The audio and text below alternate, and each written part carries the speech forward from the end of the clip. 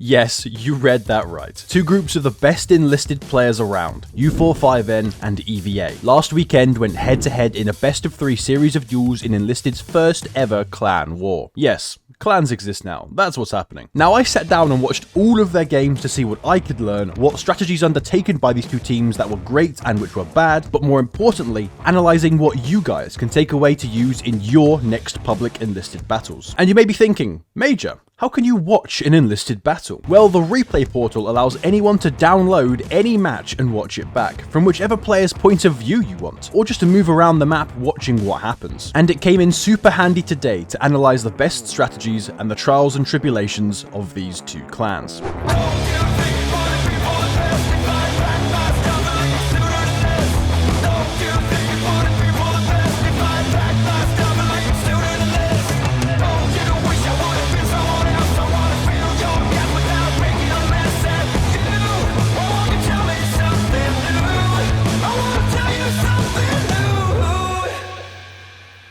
If you remember, the last real competitive enlisted battle was way back when a tournament was hosted a few years ago, and I led my team to victory in that tournament. You can watch a documentary of that right here. But we couldn't watch those battles. We had to review them afterwards without footage. Therefore, these clan wars are the first true analysis of any competitive battle since Enlisted's inception, which is awesome to think about. I should also state that all three battles were played on the Conquest game mode, also known as the game mode where both teams must capture and hold objectives to win the game. The reason these were chosen ahead of all other game modes is that it fundamentally is the most balanced game mode Enlisted has, despite it perhaps being one of the most unpopular in public games. Why? Because both teams are forced to attack, and both teams are forced to defend. Defending is a lot easier in this game if you exploit all technologies and equipment available to you. You name it, rally points, APCs, barbed wires, hedgehogs, heavy machine guns, anti-personnel mines, flamethrowers, etc. And speaking of these things, both clans agreed on just a few rules alongside this. No impact grenades, no rifle grenades, and no flamethrowers. They banned these three things only to make it a more skill-based game and not complete explosive and toxicity spamming. And honestly, was a noble decision by both teams. The other reason they use Conquest's game mode is because both teams have a ticket count that is drained by kills and holding the objectives. But Enlisted's developers, Darkflow, tend to balance factions by manipulating this ticket count in a way that drains faster per death and objective held for nations that are more popular at any given moment. And as a result, often public Enlisted players dislike the game mode, it's just too quick and a waste of an XP booster. To counteract this, what's it to ya? EVA's leader and captain made a number of custom mods to balance out ticket drain in the game files for both teams on the 3 maps played, but also on many more. He's also agreed to make them public, so they're downloadable for all of you guys to use if you plan on doing any competitive battle. They'll be linked in the pinned comment. Besides this stuff, there were no more rules. It was a 10v10 sweatfest, exactly as the participating players wanted it to be.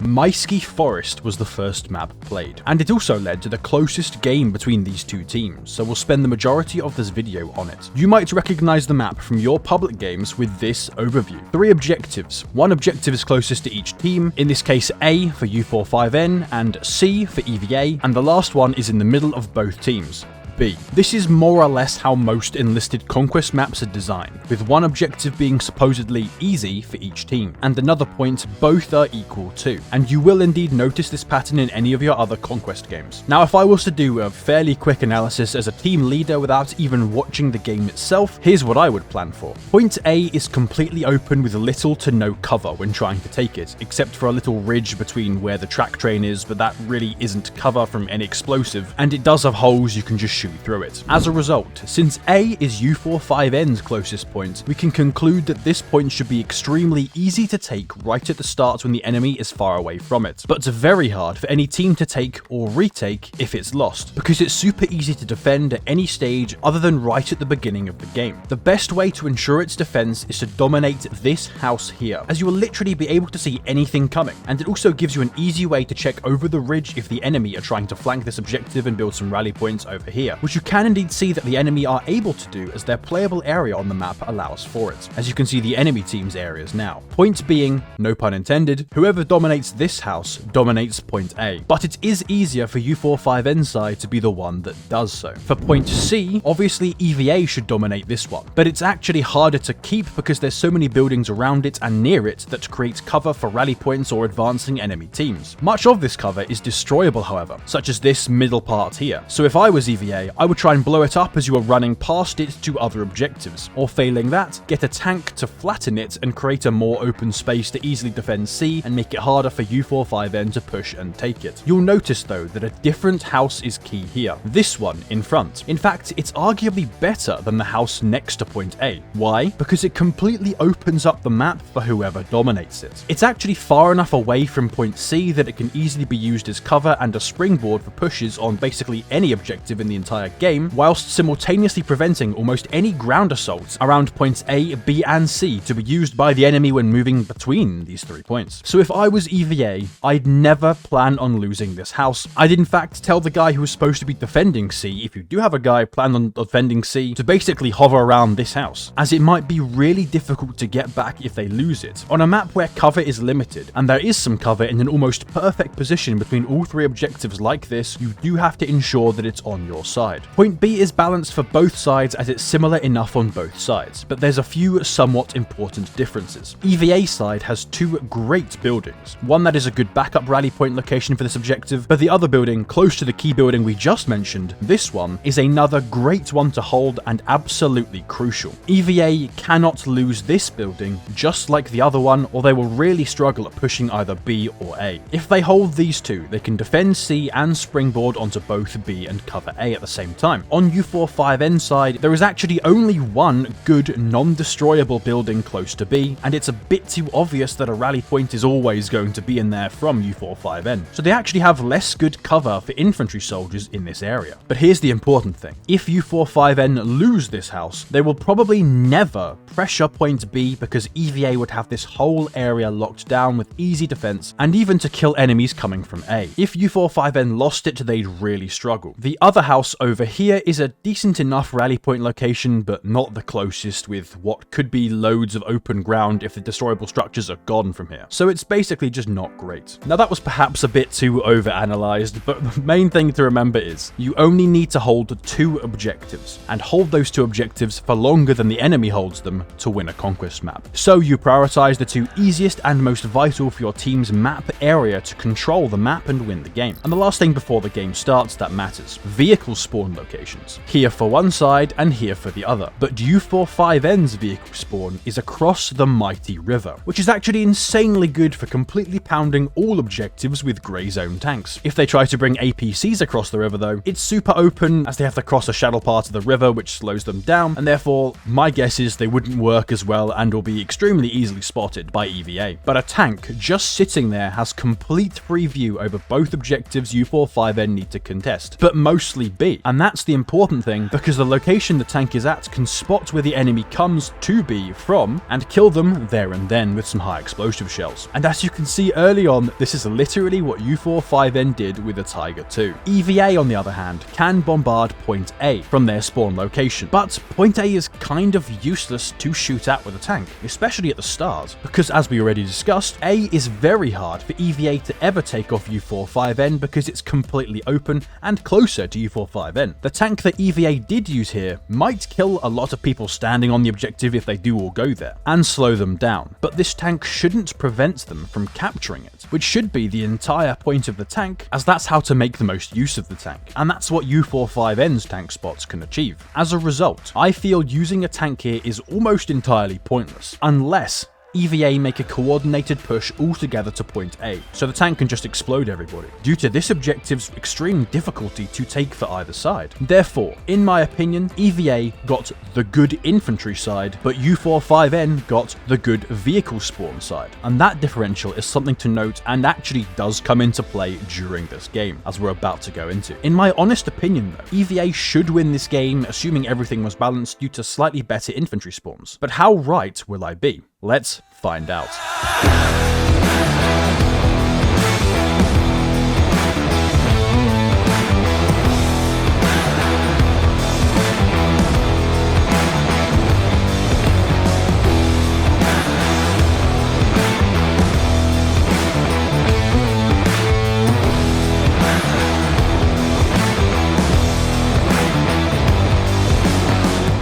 first thing I noticed right at the start of this game is that you see basically everyone using the Soviets, with only a few using the Axis, and even fewer using the Allies, with no Japanese. Remember, they had free choice of any faction. This is because, statistically speaking, the Soviets have the best infantry weapons. The Fedorov Automat, the AS-44, the AVT-40, Panzerfaust 100, you name it. The German weaponry on the whole can't compete. Both teams knew this fact. That being said, there were some on both sides who were using the other nations, as we said. For U45N, the main benefit of an Axis player was due to this thing, the Tiger II. Basically, they made Überwaffelje the tank player to camp over here, exactly as we just predicted, and shoot into the enemy's spawn. Yet they also had a few other players using Germany, so did EVA. EVA decided to use a Soviet tank instead, which honestly probably wasn't the smartest idea, as German tanks like this Tiger II are just better for the purpose they were trying to go for, as in just bombarding a point. Chatting after the game to Scar, team leader of U45N, he actually admitted that next time they'd run entirely Soviets, apart from the tank player. And the reason for this are that the best Axis weapons in the game, which you might have seen in my previous videos rating the best weapons in the game, the Gewehr 43 Kurt and FG42 too, they all start in semi-auto mode. You have to manually press H on keyboard or whatever it is on console to change firing mode to the 3-round burst or fully automatic modes. As a result, you either waste time when you spawn a new squad manually changing every AI soldier in your squad to automatic mode, or you press that button every time you switch soldier, and that 1/10 of a second can cost you in PvP battles. In addition, bots are just simply not as lethal when they have semi-auto guns. You guys know from your own public games that bots with full auto weapons are actually insane. These nuances are why, on the whole, Axis is not really viable for the highest competitive gameplay right now, though both teams realize this a bit too late. Once Enlisted adds a feature to put any weapon starting before you spawn in the firing mode of your choice, Axis can become a bit more prioritized at the top tier. You'll also see that nobody uses the Americans in these games, unless they are the designated pilots, which in this game, Camille Van Crab was for EVA and Snakestyle was for U45N, because of the P-47's massive HVAR rockets and 500-pound bomb spam. American infantry weapons simply aren't as good as Axis or Soviet stuff,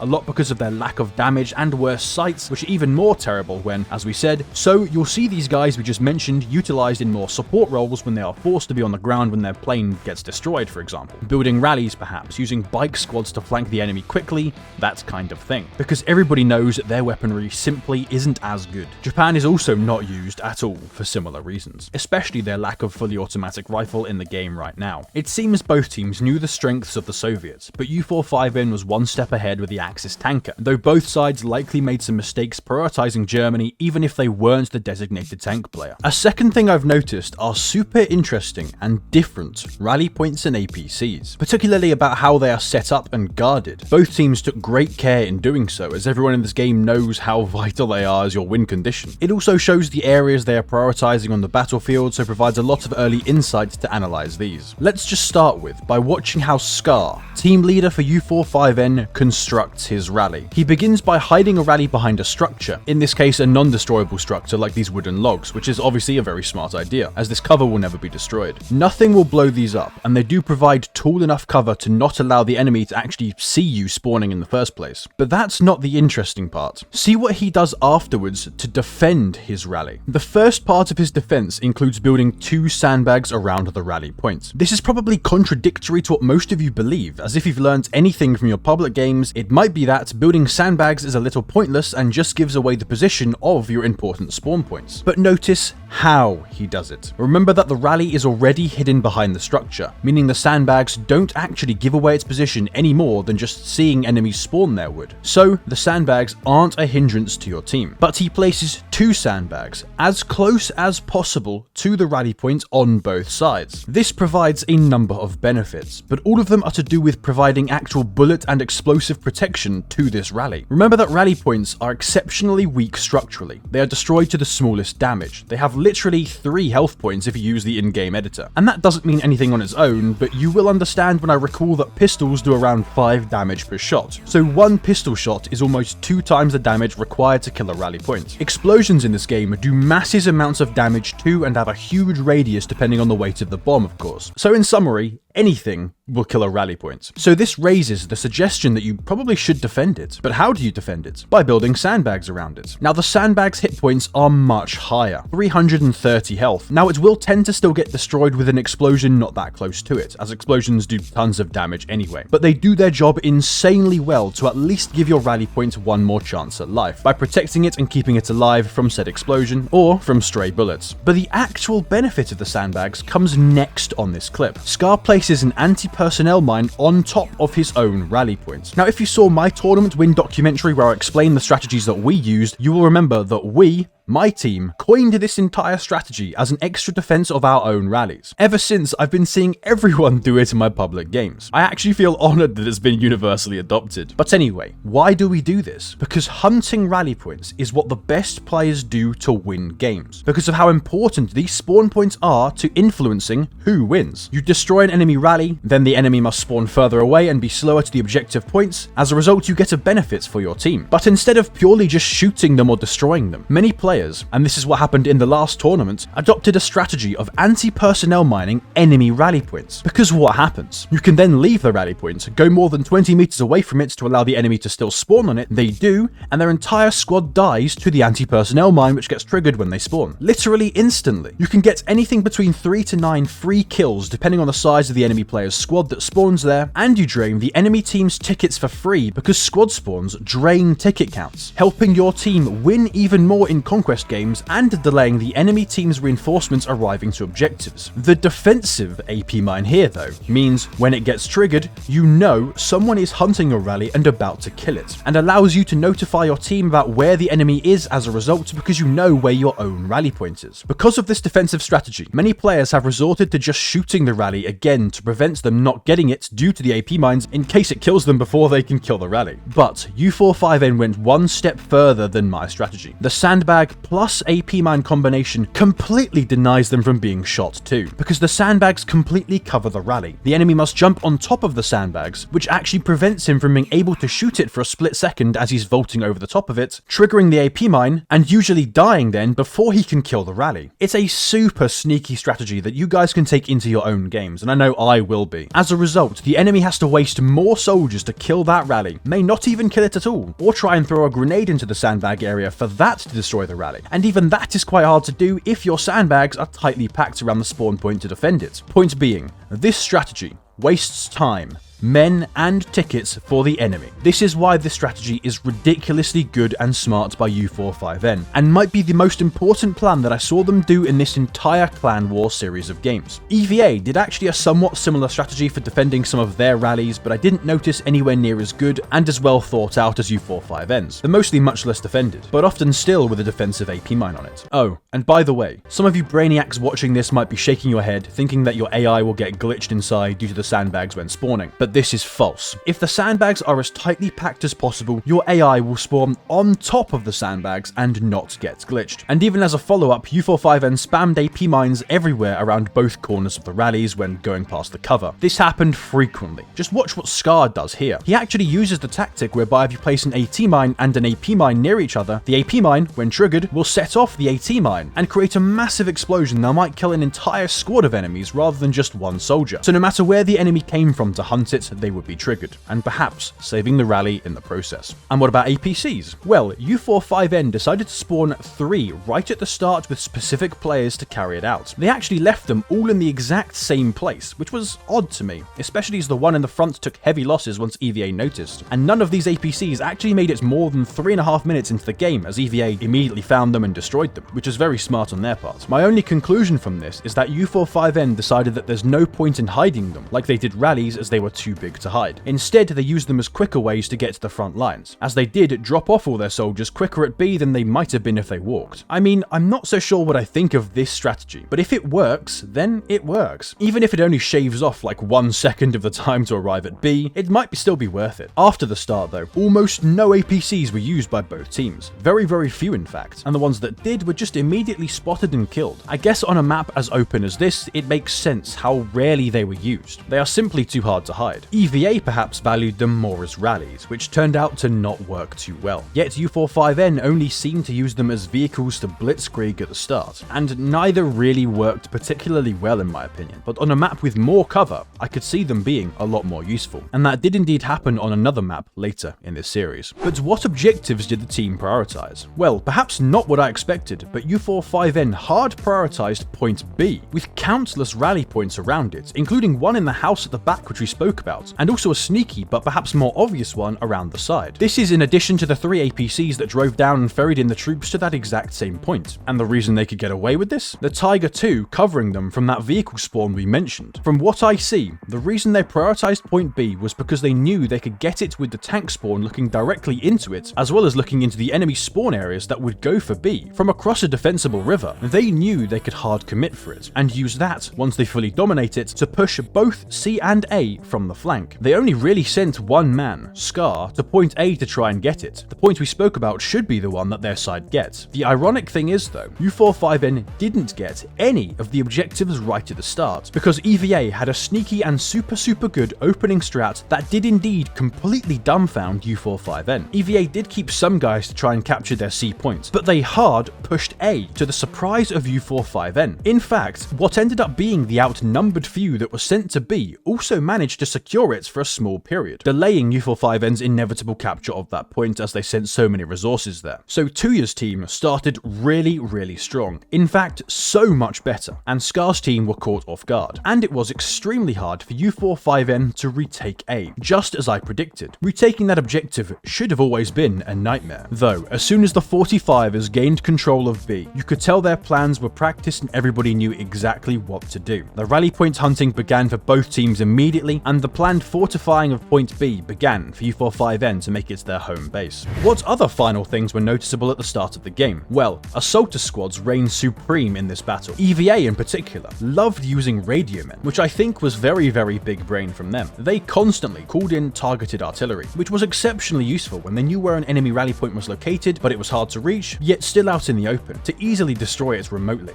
Interestingly, paratroopers were very rarely used, contrary to what I might have expected, but that might be because of their mixed success. Epic Oranges was able to use one for EVA to wipe out a number of U45N rallies really well, but many parachuting efforts yielded few results due to being spotted quickly when dropping and then just immediately eliminated. There was one very specific odd strategy I saw from EVA. They would often run squads without the maximum possible number of soldiers in them. For example, sometimes 5 soldiers rather than 7, 3 rather than 5, etc. I can see the logic behind this. Often your AI soldiers just give away your position where you're heading, or if you're hunting rallies, but U45N did not follow this logic. They figured that having more soldiers to switch to when one falls was simply more important, and that is indeed how it turned out. I actually do know that many players have tried this out in public games with success, but it might just work better in your public games than in your most sweaty or competitive battles where overloading on firepower is simply more important.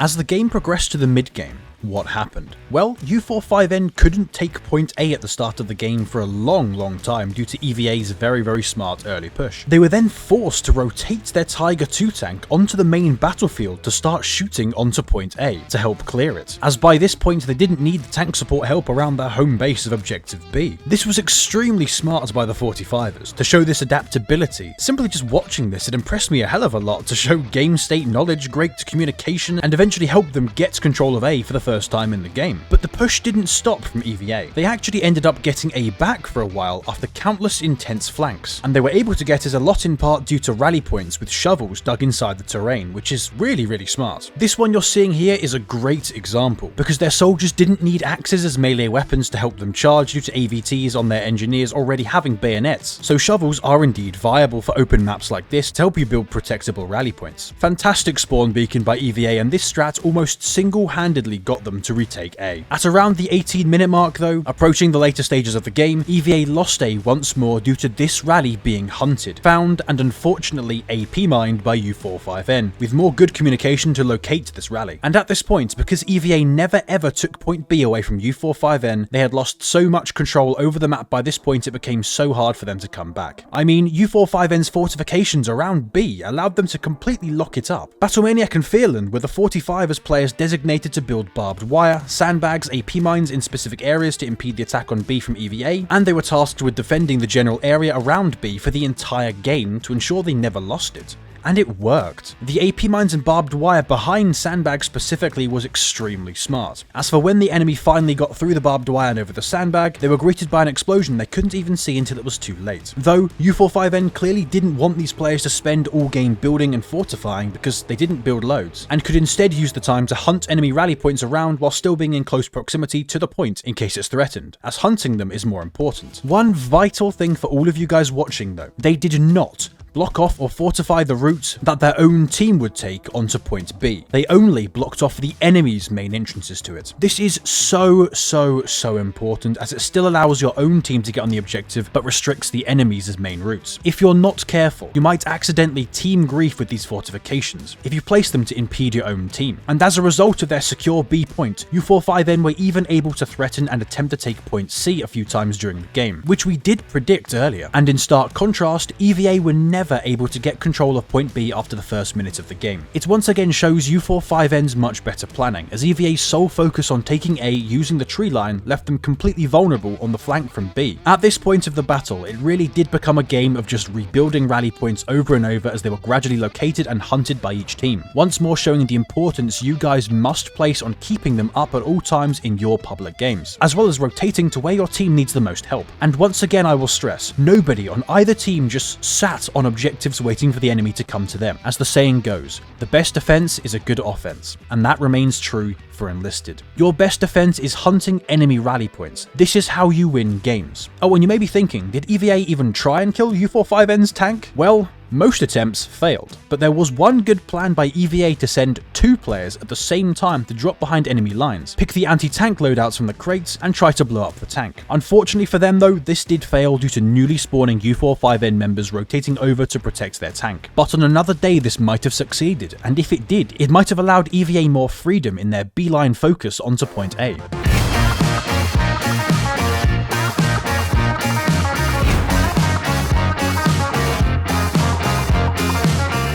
Once EVA lost point A for the second time, it then became very difficult for them, as U45N had control of almost the whole map, and EVA appeared to run out of new ideas. At one point soon after, U45N were able to hold all 3 objectives. The point B that they never lost since minute 1, point A which most of the fighting was over, and being able to use their now complete dominance over A as a springboard to sneak point C in EVA's main base, proving their dominance in plans and gunplay for most of this game. EVA eventually got back C and threatened A a little more, but it was never as good as their earlier pushes, and their tickets were drained from relentless pushing. U45N had won the battle. It was close, as you can see from the end of game ticket counts, but also the end game stats. Almost nobody had 0 engineer score, and everyone had a ton of kills showing their ability. But this is important. Everyone has kills on the objective. This is what wins you games. I have to stress this because of how vital it is. You can see just from the numbers, this game was very even. Everyone performed well, though 2 players from U45N did catch my eye. Snake Style, first and foremost with 10 vehicle kills, mostly as a result of killing the enemy team's pilot and their tank player, giving his team, for the most part, aerial dominance. And of course, Merc66, with a substantial number of kills over everyone else in the game. If you guys ever want to learn how to play the game from close to the absolute best, watch this man's replays. He also plays alone a lot of the time, not in a 4-stack, which is what trains his knowledge of the game and what to do that is optimal given the game state to win. It's honestly the best way for all of you to learn. You don't learn much via stomping the enemy. And of course, he's definitely an insanely good gun player, aside from all of his game knowledge. Anyway, that was my analysis of the first of the 3 games that they played. The other 2 were also somewhat the same strategy-wise as the first game, but U45N took both the second and third games in a more comfortable fashion than the first, winning the series 3-0. In my opinion, U45N were just simply better prepared overall, with strategies we've analysed that you can now use in your own games, and they also had better gunplay. I could have gone into so much more detail about so many other things I noticed from both teams. I do love this kind of thing, but to not keep this video hours long, here we are. It was a great series to watch, and I hope this video inspires more competitive battles. Please like the video if you enjoyed this new analysis style video. I might do more if there's interest, and let me know down in the comments what strategy you'll be taking into your enlisted battles.